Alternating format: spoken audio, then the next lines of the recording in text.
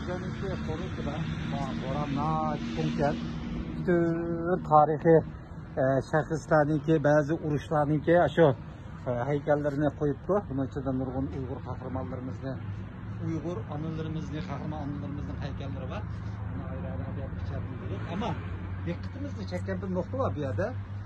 Bu bölümde Türk dünyasındaki müstakil devletlerde yaşavatkan kurgucu liderlerinki heykelleri. Mesela Kazakistan'dan Nursultan Nazarbayev, Mehmet Emin Resulzade Özbekistan, Azerbaycan, onun İslam Kerimov Özbekistan, onun geldiği Mustafa Kemal Atatürk Türkiye Cumhuriyeti, Rauf Denktaş Şimali Kıbrıs Türk Cumhuriyeti, Sapar Murat Niyazov Türkmenbaşı Türkmenistan'ın, onun için Kırgızistan'daki Yusuf Abdurrahman o zamanındaki cumhuriyetlerini kurgan liderler.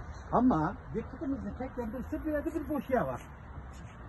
Yani bunu müzedeki bazı nimelerden karığınımızda bu yerge hazırgacha müstakil bulamagan ama müstakil buluşunu arzu kılıp hazırgacha müstakil bulamagan bir halkının lideriniki heykelini tiklaymiz.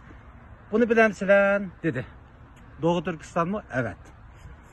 Uygurlarının liderinin heykeli tikildi.